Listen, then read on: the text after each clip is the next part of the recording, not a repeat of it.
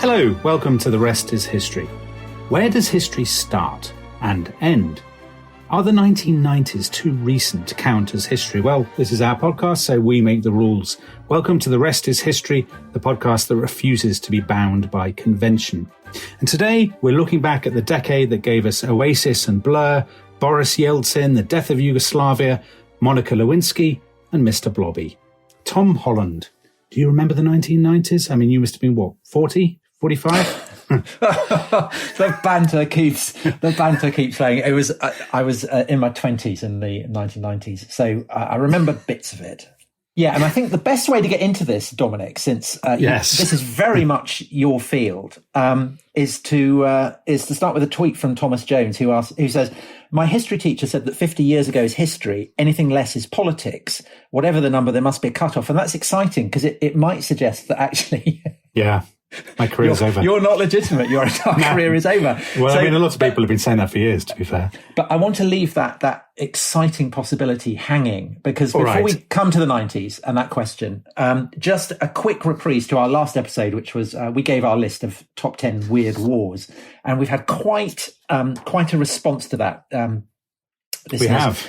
Yeah, giving us some suggestions. So we have 3 from Stephen Clark.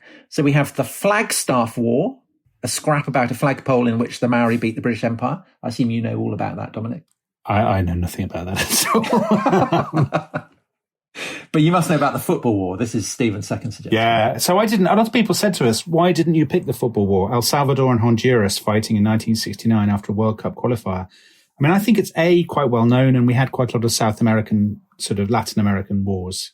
But it is a good weird war. If you're going to do weird wars, the Football War is a good one. What's Clark's third one? The Star Wars. So that's not the films. It's a series of main conflicts between 562 and 781. And again, you must know that. Yeah, you know that really well, do you, Tom? That's your period. Like the back of my hand. Again, I've never heard of that. No. We got one from Dave Waters, who offers this priceless suggestion: the War of the Stray Dog in 1925, caused by the shooting of a border guard chasing a stray dog. Greece, Bulgaria, lasted 11 days. And then he has a great podcast, as per usual. So we very much like that suggestion. Jim Zhu has an even shorter one, the Anglo-Zanzibar War. He says, too short to make the list. Is it still a war if hostilities lasted the length of half a football match before stoppage time? So yes, this was a war that lasted about 45 minutes. And I think the British wanted to get rid of the ruler of Zanzibar. I can't remember the exact details, but basically, yes, it lasted less than a half of football. And I think one sailor was injured. And we won. As we often won these sort of gunboat diplomacy dust-ups. Back in those days, yeah. And then we've got 2 Irish ones. We've got one from Dominic. Sorry. No, I am Dominic. Yeah. And then I'm not sending... I should start doing that, actually. Start sending questions to our podcast. Yes, a Dominic Sandbrook has written in with a ludicrous question. What nonsense is this? It's not you, Dominic. It's Ian Winterton, who drew our attention to the 1866 Irish invasion of Canada. I don't know anything about that. I'm going to look that one up. And Eamon McGinty, the Battle of Culdremne, I hope I've pronounced that right, in around 555 AD in Ireland, was started over a prayer book. St. Finian and St. Columba began the war after both claimed ownership of the Psalter. I mean, that's an excellent reason. There was a famous prayer book war, wasn't there? Scotland, 1638, 1640 or whatever it is. Prayer book war then. And there's one from Sparkling Wine Charlie. He says he's slightly disappointed, or she's slightly disappointed, that the Turbot War wasn't mentioned. Tom, I know you know all about the Turbot War. It's not Cod Wars, is it? No, I don't know what it is. The you Cod don't know Wars. Either. I know about the Cod Wars, but I mean, we lost the Cod Wars, so I've kind of tried to blank it out. But the Turbot War is a mystery to me. So basically, for anyone listening to this podcast for the first time, it's a succession of tweets in which we show that we know nothing at all about anything. So not promising. I think that we should cut to the chase and go back to something that you, at any rate, do know about, which is how you write contemporary history. Yeah, so the 90s. So just to remind, we're talking about the 90s, and this tweet from Thomas Jones. The history teacher who says that 50 years ago is history, anything less is politics. Are you a fraud, Dominic Sandbrook? Well, we talked about Mr. Blobby in the introduction. So Mr. Blobby definitely isn't politics. You always get this when you're doing quite recent history. People say, is it really history? I mean, I got this when I started my sort of series about post-war Britain, writing about the 50s, and people would say, the 50s had the 60s. How can that be history? A.J.P. Taylor wrote his history of Britain between the wars, which he called English History. Great title. So he published that in 1965, and he was going up to the end of the Second World War. So you're talking, and that was in the Oxford History of England, I think. So that's sort of 20-year gap. And 20 to 30 years is, I would say, probably the norm. It's the point at which people start looking back. So when Lytton Strachey wrote his Eminent Victorians, what's that, 1920s? So again, about 20 to 30 years after, I think you then get a bit of a sense of perspective. Most of the actors have left the stage. It feels like the day before yesterday. And so there's a sense of looking back rather than looking around. I don't know. What do you think? I mean, all this must be utter nonsense to you as somebody who writes about the Romans and stuff. No, not at all. Because to the Romans and to the Greeks, essentially, only people who had lived through the events that they were describing were qualified to be historians. So Thucydides is the classic example of that he was a general in the Peloponnesian War. So he felt that was very much what qualified him to write about it. And basically, if you were writing about anything that you hadn't lived through, you were a bit of a fraud. So what about Plutarch or somebody? Surely he's writing about... Yeah, he's not really rated. He's okay. You know, I mean, he's writing his biographies and things.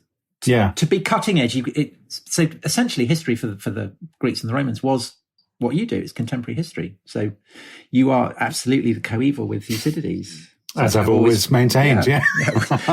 But I mean, what I've noticed with your books, you begin in the 50s and you've gone right the way up to 1983 was the last, 1982 really, isn't it? Yeah, 82. Is the last one. Is that the space of time that are covered in your books gets shorter and shorter. Yeah, I know. It's ridiculous. So it's almost like the closer you get, the more there is to write about. Is that the feeling? Is that how you... No, I think actually what it is the closer you get there, if I can be sort of self-flagellating for a moment, I think the closer you get, the harder it is to get a perspective about what matters, but also the temptation becomes greater to just immerse yourself in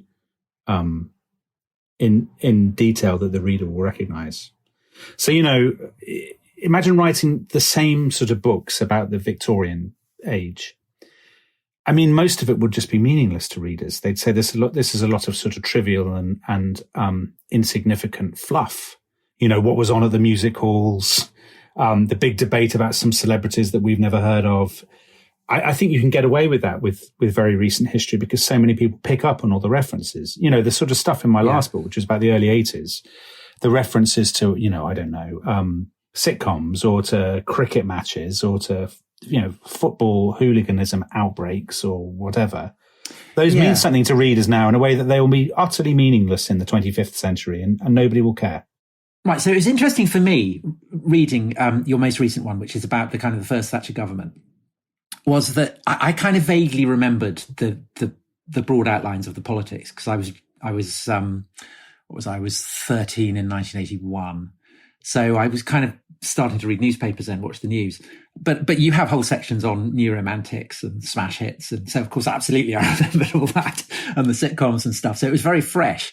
But if we go back to the topic we're meant to be covering, the 90s. One of the issues surely must be with covering like that is that because you kind of lived through it, the temptation is to assume that your experiences are somehow universal and they're not, are they? And your perspective somehow is privileged because you've lived through it, so therefore you feel fresher to it. But perhaps in a sense, it becomes an impediment. I think it's a total impediment, actually, Tom. I think I notice this all the time giving talks about contemporary history is that people will say, well, actually, I was there. And I know that the 70s were not all grim, that they were wonderful. And then there'll be somebody else in the audience who will then pipe up and say, I worked for British Leyland in the 70s and it was bloody awful. And basically they just have an argument where they're brandishing their own individual experience and assuming that that's the norm. And I think that's exactly right.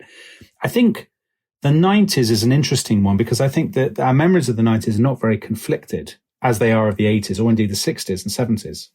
So because it was a time of, economic stability, economic growth, because the Cold War had ended, there was a sort of feel-good factor in the 90s. So I guess if you got 100 people and asked them, their memories of the 90s, certainly in Britain and probably in America as well, they would tell a relatively similar story, don't you think?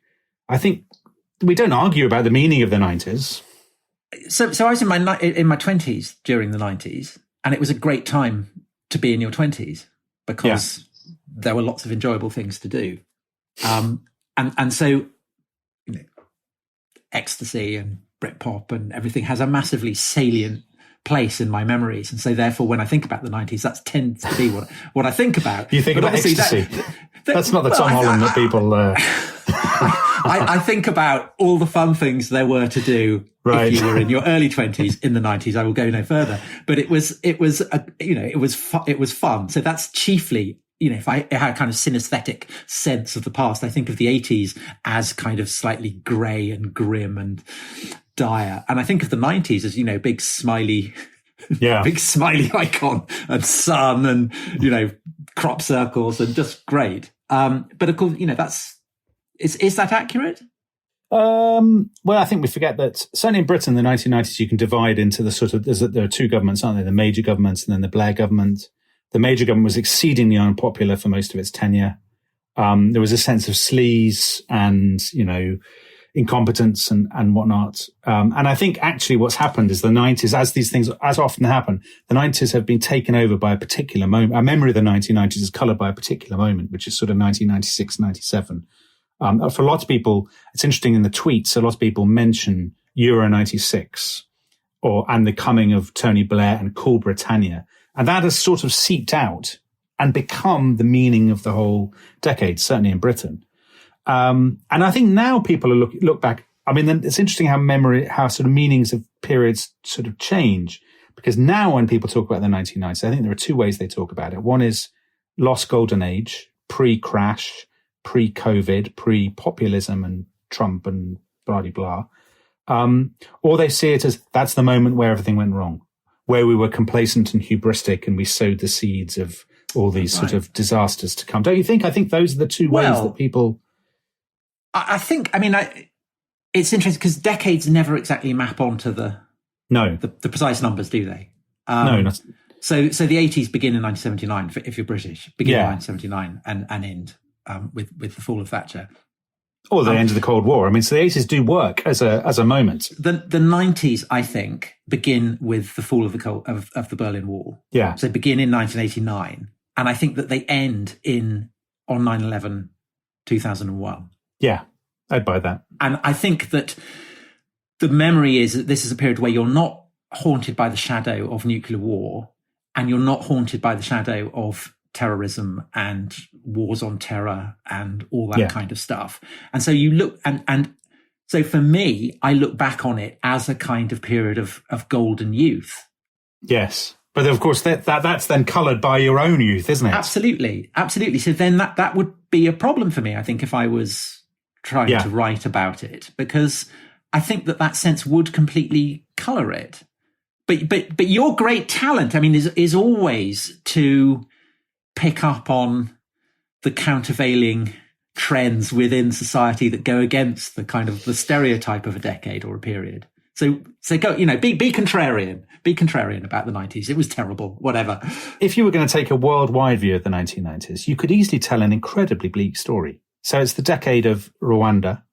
It's the decade of the death of Yugoslavia, which I think actually for people of our generation was a very salutary and sobering tale. So you had a European country tearing itself apart. I mean, we did a podcast very early on in this series about civil wars.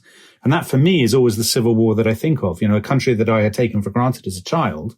Torvill and Dean had won their gold medal there, ripping itself apart in the 1990s. And also, I think, a massive geopolitical story in Russia, which we don't think about as much as we should in the West. So the end of the Soviet Union and a country, a power, a really sort of a linchpin of the world system going into meltdown. You know, Russian men, their life expectancy dropped by the best part of 10 years in the early years of the 1990s. You know, an economy in complete meltdown. So you could tell quite a bleak story about the 90s. And you could also tell us, I mean, going back to the hubris point, you could argue that the defining book of the 90s in some ways is Francis Fukuyama's The End of History, which perhaps unfairly has been seen as this sort of blast of Cold War triumphalism. You know, we've won, liberal democracy is the wave of the future, and that history as the clash of systems and as a clash of ideologies is going to come to a halt. It's over. I mean, that's to really bastardize his argument.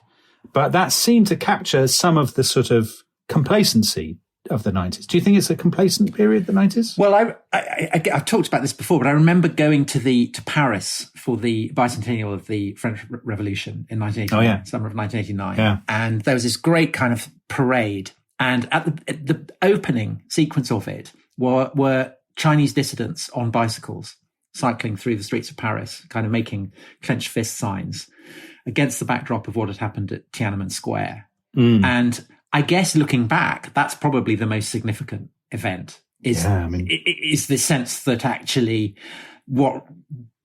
far more important really than what's happening in Russia or indeed in America or anything is what's happening in China. And wasn't really alert to that.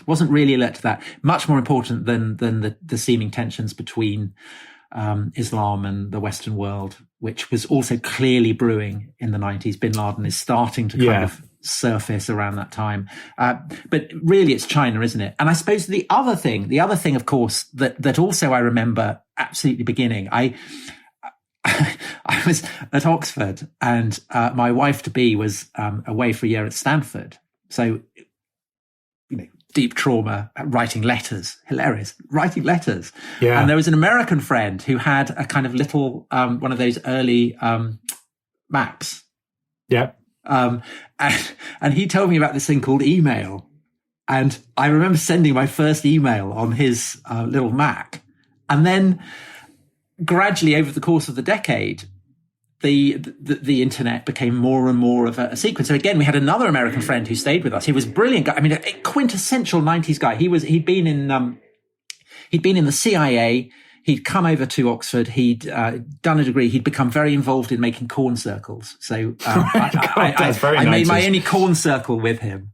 That was a great thing. Anyway, he was staying with us, and he helped us to set up our first internet connection. And I remember the first thing that he typed in was cheerleader. Oh God! That was the very first thing that we ever looked up on big, and that's all so kind of 90s. Yeah. But against the back, I also remember a lot of my reading was in kind of William Gibson and all that kind of stuff, and the way that what was happening had been prophesied. Yeah, there was a real sense, I think, of technological change, wasn't there, and cultural change. I mean, I have basically exactly the same story. I had an American friend who was on a year's exchange from Stanford, and he had a computer in a box, which amazed me. It was the first laptop I'd ever seen. He opened this device and he said, "When I go back to Stanford at the end of the year, we can send each other messages." And I said, that's just some sort of obscure perversion. I'm not going to go to the college computer room and sit on my own in the dark typing in messages. You know, I'll write you a letter once every 3 years, maybe if you're lucky. But and it came I think there was a very specific moment, let's say 95 to 97, when people went from having no email address to being on email and having internet connections. And obviously when people write the history of the 1990s, obviously they'll look at the end of the Cold War, they'll look at the opening up of China, they'll look at what happened in Russia, probably the development of the EU. But I think actually dwarfing all those things is something as big as the printing press, which is the development of this digital economy and this digital culture. I had a look the other day at my Amazon account to look for my first purchase. So that was 1999. I bought some of my Christmas presents for my family on Amazon in 1999. And I thought, God, how much money have I given to Jeff Bezos since then? And obviously that's a 1990s story that has had incalculable, far greater effect than any British general election result or anything of that kind. Yeah, yes. And so in a sense, actually, the idea of the 90s as a kind of firebreak between the grimness of the 80s and then the grimness of everything that follows on from 2001 is illusory, then you would argue. It's the seedbed for a lot of the changes that have happened in the 21st. And in fact, you could say, has anything really changed in the 21st century that wasn't implicit in the 1990s? That's true. That's a good way of putting it. I think you could argue in some ways, couldn't you, that the following 2 decades were the playing out of forces that were already underway. I mean, if you went back to the mid-1990s, you'd find British politics dominated by arguments about Europe. You know, Americans were arguing about impeachment of a president, and culture war. I mean, the idea of culture wars is a late 80s, early 90s American thing, the backlash against political correctness, the Republicans' hatred of Bill Clinton and kind of conspiracy theories about Bill Clinton. I mean, all those things feel like there's a real resonance between what was happening then and what's happening now. And obviously Russia, Putin, China, rising, Islam and the West. I mean, all those things are there in embryo, really. Right. One thing, of course, that famously happens in the 90s is this huge issue around who's going to become number one, Oasis or Blur. And this is the thing that people, you know, the important stuff. But playing Dominic Sandbrook here, yes, it is actually quite significant, isn't it? Because it's a national moment that revolves around the charts. And the last one, it's the last one, because from that point on, the charts and the streaming of music and everything, it all becomes so fragmented that the idea of a national moment around, you know, which band is going to be number one becomes inconceivable. So in a sense, the 90s is not just a beginning, it's also an end for that kind of distinctive culture that had existed since 1955 or something. Yeah, the death of a collective national culture. And that's a story, not just a British story, but you see that story playing out in societies all over the world, don't you? So that Oasis Blur battle, which is actually a self-conscious attempt to replay the Beatles versus the Rolling Stones, isn't it? I mean, it is in itself very postmodern. It is itself, yeah, absolutely. It's completely self-conscious, and there are levels upon levels of kind of irony and self-knowledge. But it does feel now like, you know, that couldn't have happened in 2005, because by that point the charts had already fallen from national prominence. It was no longer part of the story. The other moment, I think, which is a shared national moment for British listeners, which everyone will remember, is the death of Princess Diana. But maybe we should take a break first and then get into that. It's such a big topic. Yes. Okay. We'll come back after the break and we will talk death of Diana.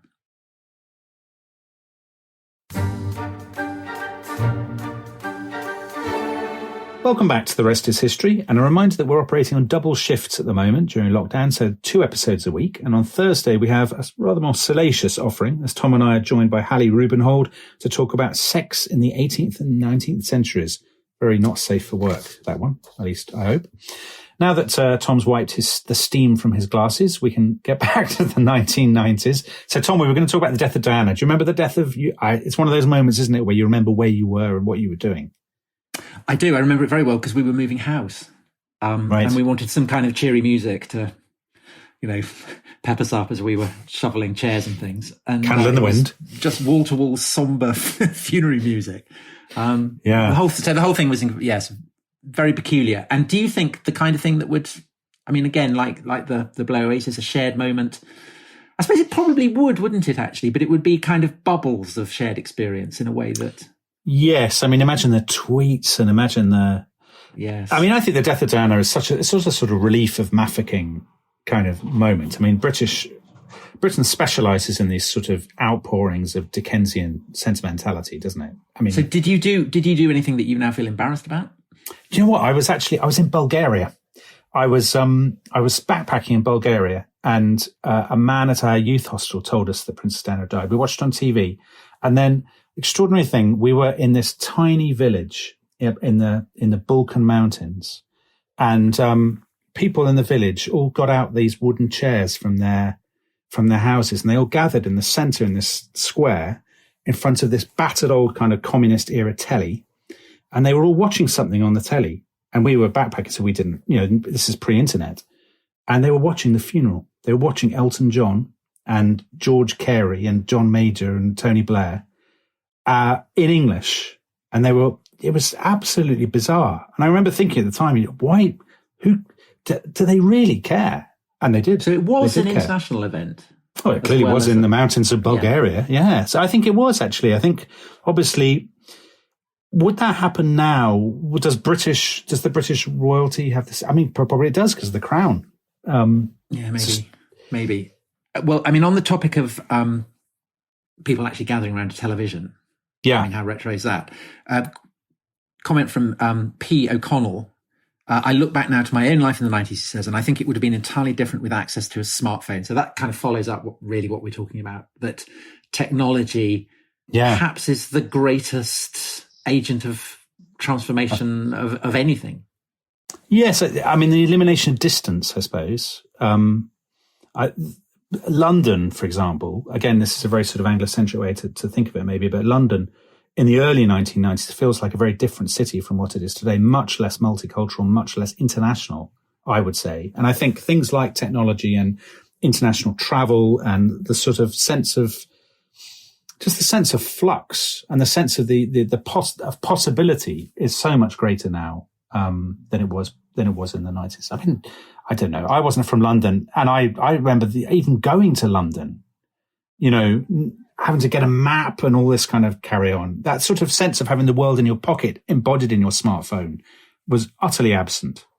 I remember there was I think it was last year, the year before, and it was a program about Jeremy Deller, the great artist. Yeah. Taking a series of films about kind of rave culture and about the convoys going around England and showing it to a class of school children in London, and all of them watching it in absolute incomprehension. It was a completely alien world to them. Yeah. Partly because everybody in the films that Deller was showing were white, whereas that wasn't the case in the classroom in London. And that was a kind of indication of the kind of demographic change, I guess, that has happened since the 90s. So that is another aspect of what's happened. On which point, Matthew Maith, I don't know how you pronounce that, I apologise to him or her.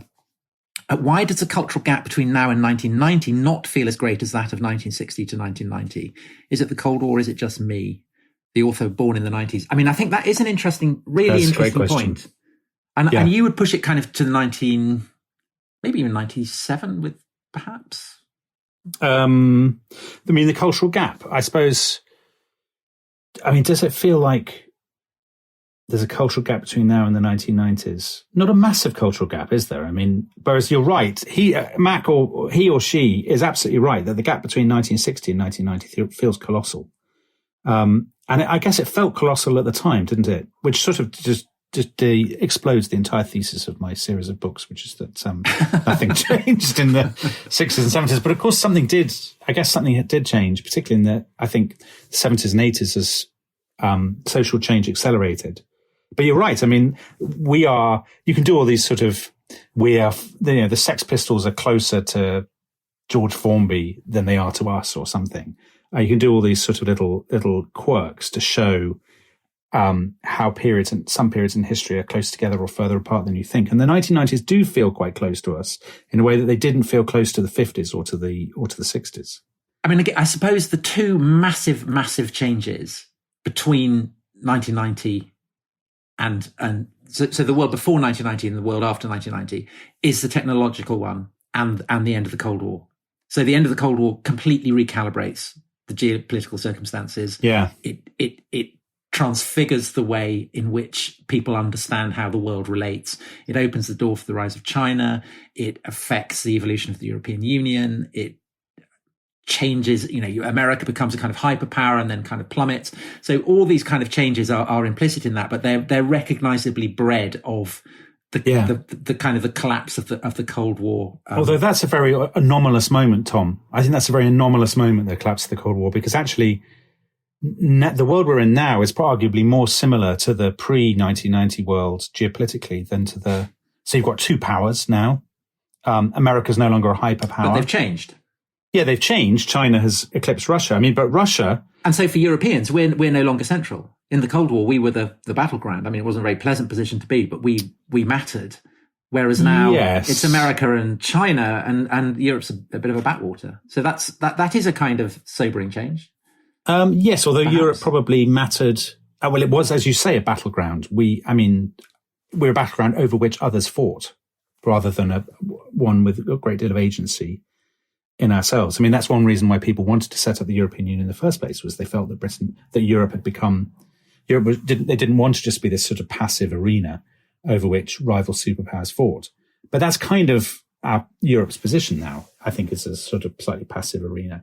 I mean, Europe is not necessarily weaker now than it was in the 50s and 60s, because I don't think it was actually particularly strong back then. Anyway, well, whatever. Yeah, and then technology. So which we've already discussed on, but that really is a kind of huge change. Yeah, Nicholas Rogers says, was the 90s a time when things felt just right, technology exciting rather than a ubiquitous grind, loads of originality and culture, sensible politics, end of the Cold War? Well, we've sort of alluded to this. I mean, you can tell that story and say, yes, technology was terribly exciting. Yes, everything felt right and rosy.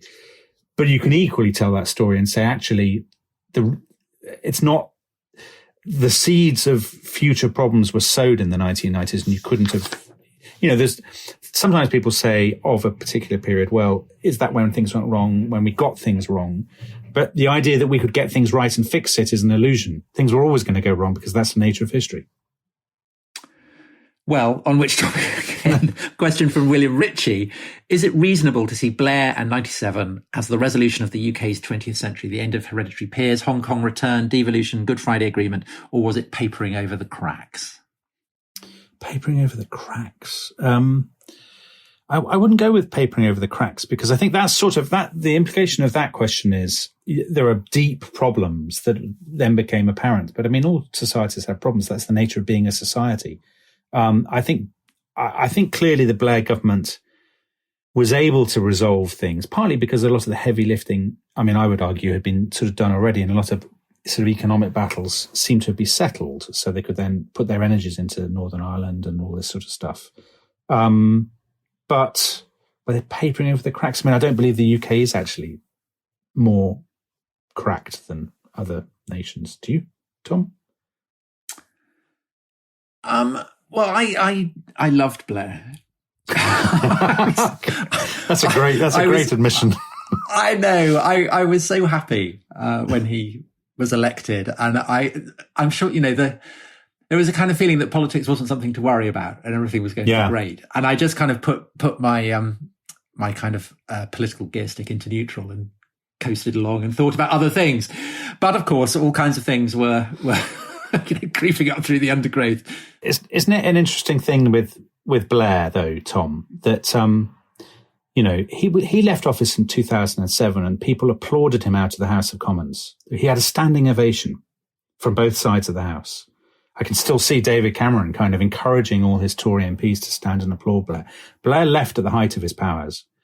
And now it is Blair who sort of struggles to show his face in public because people will shout at him. Whereas John Major, his much lampooned predecessor, if people see John Major in the street, they say, oh, it's John Major, nice to see him. He wasn't so bad. Isn't that extraordinary, the reversal in fortunes? Except people never hated Major, did they? No, they didn't. It was never, there was the sense of division. You never had that. No. I mean, people kind of mildly contemptuous of him. He tucked his shirt into his underpants and cone hotlines and things. Yeah. But nobody hated him. No, not at all. And actually, the great thing for him is that the more that Tony Blair has sort of remained in the public eye, the more John Major's stock has risen. So they're sort of yoked together. Yeah, Tony, I feel like kind of Odysseus listening to the sirens. I know it's bad, but whenever I hear Tony Blair, I always go, yeah, he's so right. Yes, absolutely. You need to be chained to the mast. Stuart E. Mook, great name. Yeah. What effect has the 90s drug culture had on today? Now, Dominic, I know you're a great one for saying that drug culture has had no effect on anything. Well, I think people had a slightly different attitude to drugs in the 90s, didn't they? There was still the 90s, I would say, felt a little bit like certainly among people of sort of our generation, that drugs were purely recreational, cool, almost harmless, actually. That was the sort of assumption, I think, among people in their 20s. And I don't think people talked about drugs now people talk about drugs with much greater, I would say, foreboding than it'd be interesting to compare that then with the stats and to see how popular they are and also how the class base has changed for drugs. I mean, I think the way in which suddenly you had football hooligans hugging each other on the floor of the Hacienda and all that kind of thing, as a kind of folk myth, it's up there with the Summer of Love of 1967. Yeah. That it as a myth, perhaps, it continues to have an impact, I think, because I think the whole idea of the ecstasy culture, we can all just love one another. And so many people did experience that, even if it was kind of chemically induced, that actually all you need is love. And I think that people of our generation are still bear the stamp of that. I think that there is a kind of slight, well, why can't we all just love each other and be friends?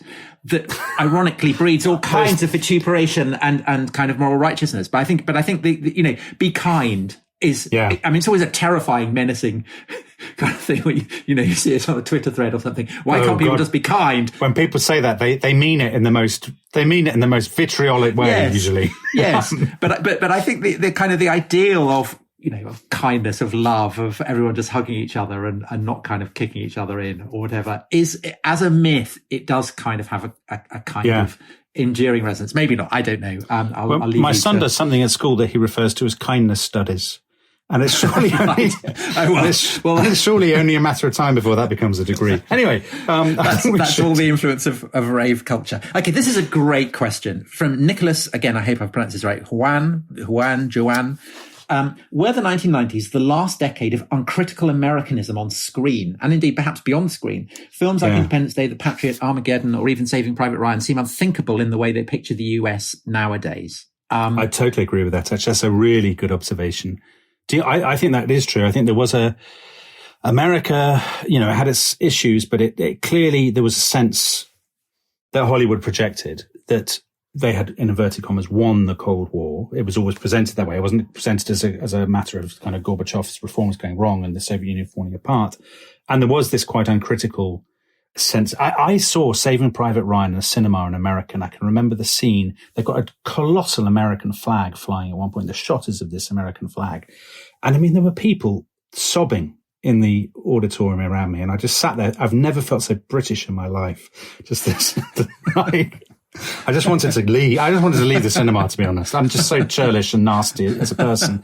Saving Private Ryan famously featured the British war effort, didn't it? Yeah, well, of course. I think, yes. And I think that's actually a really interesting story the last few years, is the collapse of America as this sort of idealistic model. In their own minds, actually, as well as in ours. You see American politicians breastbeating about the fact that they're being mocked elsewhere in the world, or they're being seen as a sort of a model of what to avoid. And I think that would have been unthinkable back in the 1990s. Well, I mean, it's interesting that both of us talking about, remembering how we got connected to the internet, both of us have a link to Stanford. Both of us had American friends who helped to set it up. I mean, but essentially we felt like kind of primitives. Absolutely. America was the future. Whereas now I think when you go to America, often it's certainly in terms of its infrastructure, and even in terms of its kind of, the phones and things, it seems. Yeah, I completely agree, Tom. I totally agree. I think that's a bit. I first went to America in the 90s and was struck by the modernity of it. I mean, they had things that we didn't have. And I also, even just tiny piffling little things that were somehow symbolic. So I can remember going, and they're having films that had not come out in Europe, but I'd never even heard of. Because their film schedule was always ahead of ours. Yeah. And then going back home and saying to people, "Oh, there's a new Arnold Schwarzenegger film or whatever. You won't have heard of it, but I've seen it in America." And that sense of them literally being ahead, technologically, culturally, that has gone, hasn't it? The internet has destroyed that, but also there's a sense that America has failed to kick on after 1989, 1990. Also, I think my favourite series of the 90s was The X-Files, which I loved because it was kind of engagingly paranoid. You could watch it and enjoy it, and it was clearly nonsense. But the kind of the vague hint that perhaps there were aliens in Roswell or whatever. Whereas now all of that has become completely terrifying. I mean, essentially, the X-Files has become QAnon, and it's not fun. It's not fun at all. On the topic of weird stuff that people believe, question from Steve HP, wonderful man. The history of the 1990s was affected in important ways by Pope St. John Paul II, the Islamic Republic of Iran, Osama bin Laden, the destruction of the Ajah Mosque, and the soft power of the Dalai Lama. Are Western historians, you, Dominic, equipped with a conceptual framework to explain this? I've got a great conceptual framework, actually. You don't need to worry about my conceptual framework, Tom. So this is, I'm guessing a question about religion, really. It's a question about... Yes, I think it's... And specifically institutional religion. So not the kind of... alien X-Files kind of spiritual but not religious stuff that you get in the 90s, but organized. So it's an interesting thing, isn't it? Because the 1990s felt like a kind of death of God period. The sort of Fukuyama book and the idea that sort of humanistic liberal democracy was the future, and that I definitely remember sort of putting my purely sort of personal memory hat back on. The way that people talked about Iran and the Ayatollah and the Rushdie fatwa and whatnot, that these were relics. These were soon to be forgotten kind of relics. People would often say it's medieval sort of behavior. And they would talk about Iran as a medieval regime and people did that a lot actually after 9/11 as well. And it's clear now that people, particularly in the sort of secular West, underestimated the resilience of religion and the way in which religious identity and religious loyalty would play a part, particularly in the post-Cold War world. And I actually hate this question because it's such a gift to you. It is, because I had no interest in this question at all in the 90s. I mean, it was nothing to me. I barely registered on my radar. Whereas now, of course, I have realised that was completely wrong. And I've written a book about it called Dominion, which is available from all good bookshops. And on Shameless. Shameless. On that, I only agreed to this topic because I could see that question would come up. I think we should draw a line. I mean, let's see how we can top that. Okay. Well, I think you should give me one. Is there one moment from the 1990s that you think we don't talk about that we should talk about more? That you think historians will look at? Is there anything unexpected? You can't ask me that question. I feel too tired after whatever it is, 40 after minutes. But clearly you do. So tell me, what is the moment? You clearly have an answer to this question. I think actually probably Britain not joining the Euro from a British very perspective. Good. Yes, very good. I think not joining the Euro was... So we did Brexit before, and I think we've both read the book by Robert Toombs about, who's a big Brexiteer, Professor Robert Toombs about Brexit. He makes the argument that Brexit would not have been possible had we joined the Euro. And I think he's right, because the economic damage of crashing out of the Euro would just be so great. And that was actually that will probably go down as Gordon Brown's, apart from, as he would himself put it, saving the world in 2008 after the crash, Gordon Brown's great contribution to British history. I mean, great as in important rather than as a term of approval. By not joining the Euro, that made Brexit possible in a way that... Or would you say inevitable? Well, Toombs would say inevitable. But that's a massive question, isn't it? Was Brexit inevitable? Surely there's a podcast in that. Yes, we must get Helen Thompson. Yeah. Anyway, we're just having she's brilliant on this topic. We're now sharing our backstage conversations with the audience, and we should stop. Yes. So I think that's it. I think we declare the 90s over. Please join us next time as we head back and take a good look at sex in the 18th and 19th centuries. Goodbye. Goodbye.